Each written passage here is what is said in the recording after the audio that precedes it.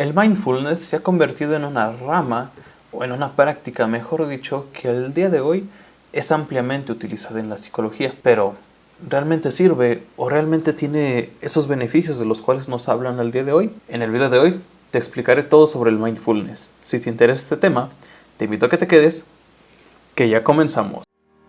Bienvenido a Gnosis y Psique, un canal creado para acercar el amplio mundo de la psicología de manera clara y sencilla a un gran número de personas. Claro, sin dejar de lado su complejidad. Aquí aprenderás cómo la psique se vuelve parte de todo lo que hacemos, pasando desde las sinapsis neuronales hasta las diversas escuelas psicológicas y un sinnúmero de temas más. Sumérgete en el conocimiento del alma. Iniciamos. El mindfulness es una técnica de meditación que se ha venido utilizando en la psicología en los últimos años. Sin embargo, su historia y su desarrollo se remontan infinitamente atrás. El ejemplo más claro de estas técnicas las hallamos en el hinduismo, cerca del año 1500 a.C., siendo una forma predilecta para poder abandonar las pasiones y así buscar la iluminación. Posiblemente su uso más conocido lo hallemos en un derivado de esta cultura, es decir, en el budismo. Con la llegada del Siddhartha, el iluminado o el Buda, como todos lo conocemos, se creó toda una forma de meditación que dejaba de lado el sacrificio corporal para pasar a privilegiar únicamente esa conexión espiritual. En adelante la meditación comenzó a expandirse a Occidente y con el tiempo fue adoptada por la ciencia psicológica al reconocerse sus propiedades benéficas como una forma de alcanzar el bienestar y la autorregulación del sujeto. Así, nosotros podríamos entender a la meditación como aquel proceso en el que la persona puede observarse y ser plenamente consciente de todo lo que sucede a su alrededor, de todo aquello que acontece a cada instante, tanto en su cuerpo como en su mente, logrando una aceptación de las cosas tal cual como se presentan al sujeto. Así,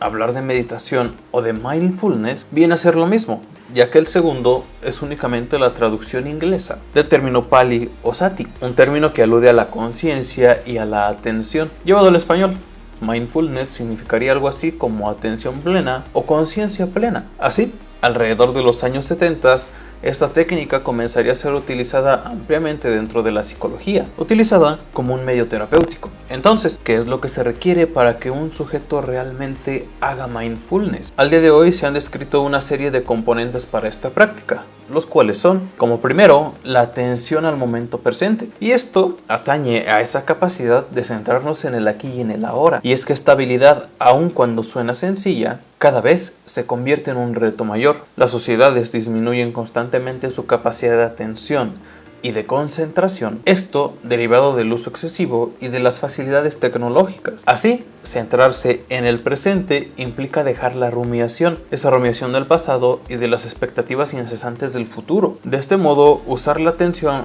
puede o bien dirigirse a lo que se experimenta internamente o mediante un enfoque que se realiza a partir de la respiración. La apertura a la experiencia es el segundo paso. La situación se complejiza, pues lograr esa apertura a la experiencia implica disminuir el filtro mental por excelencia, es decir, el filtro de la conciencia, esa brújula que todos tenemos y que nos permite movernos en el día a día.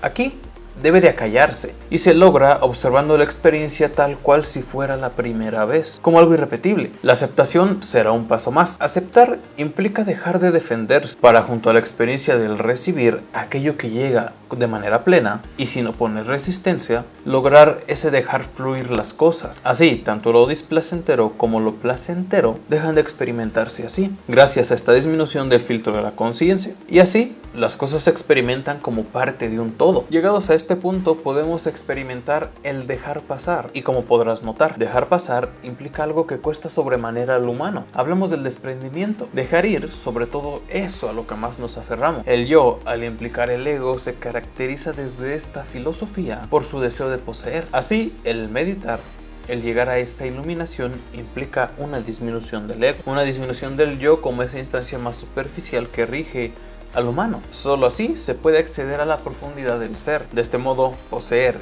y aferrarse no son para nada valores importantes para la meditación. El último paso, y una vez desarrollados todos los anteriores, implica el de la intención. La intencionalidad aquí se convierte en todo el preámbulo de lo desarrollado. Aun cuando esta práctica implica desprendimiento, centrarse en el momento presente, estar atento a lo que pasa pero no aferrarse a nada, implica una realidad, aquella de que el mindfulness también requiere de un propósito, algo que nos motive en dicha práctica, a fin de poder perfeccionarla.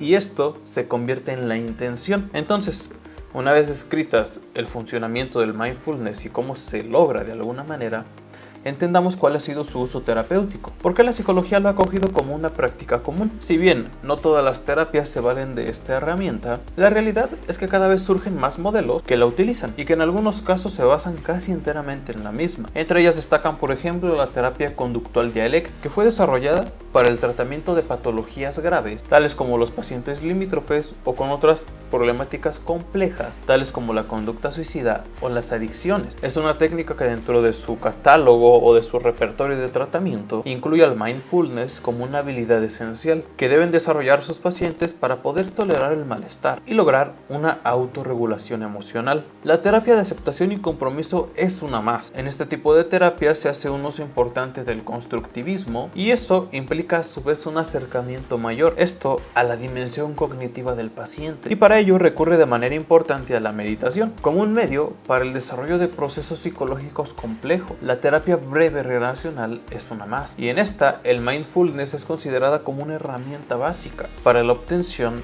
de objetivos en el proceso terapéutico, puesto que esta práctica tiene aquí una función de deconstrucción, ayudando al sujeto a dejar de adherirse a sus propios pensamientos, así como de sus sentimientos. Y del lado de métodos que incluyen por completo el mindfulness, tenemos algunos como la reducción de estrés basada en mindfulness, el cual es un enfoque innovador que incluye la meditación y la psicología. Esta técnica se ha utilizado para trabajar el mal por excelencia de nuestros tiempos, que es el estrés, la cual tiene 5 componentes que son la meditación estática, la atención en la vida cotidiana, la meditación caminando, la revisión atenta del cuerpo y el yoga. Así, tenemos todo un programa de 8 semanas que por su practicidad y desarrollo autodidacta se ha aplicado en toda serie de ámbitos como los hospitales y las clínicas. Finalmente, podemos señalar a la terapia cognitiva basada en mindfulness como un modelo terapéutico que se ha enfocado en la prevención de las recaídas en depresiones crónicas. Esto mediante la enseñanza al paciente de un cambio, el cambio en cómo se relaciona con sus pensamientos. Aquí es donde se incluye el mindfulness como medio para cambiar todo este tipo de pensamiento. Así, en el panorama psicológico, el mindfulness ha tenido múltiples aplicaciones para tratar diferentes afecciones psíquicas tales como el estrés, los trastornos del estado de ánimo, tales como la depresión o la ansiedad,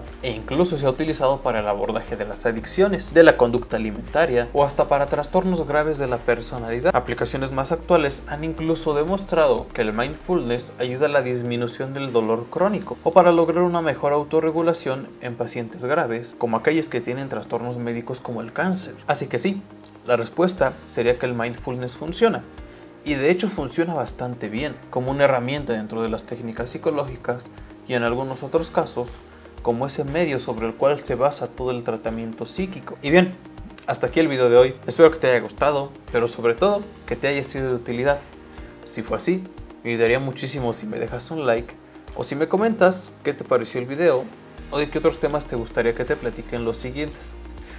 De la misma manera, como siempre, sería genial si me ayudas compartiendo este contenido para hacer crecer este canal, pero sobre todo para acercar el mundo de la psicología a muchas otras personas. No olvides suscribirte y nos estamos viendo pronto. Bienvenido a Gnosis y Psique, un canal creado para acercar el amplio mundo de la psicología de manera clara y sencilla a un gran número de personas. Claro, sin dejar de lado su complejidad. Aquí aprenderás cómo la psique se vuelve parte de todo lo que hacemos, pasando desde las sinapsis neuronales hasta las diversas escuelas psicológicas y un sinnúmero de temas más. Sumérgete en el conocimiento del alma. ¡Iniciamos!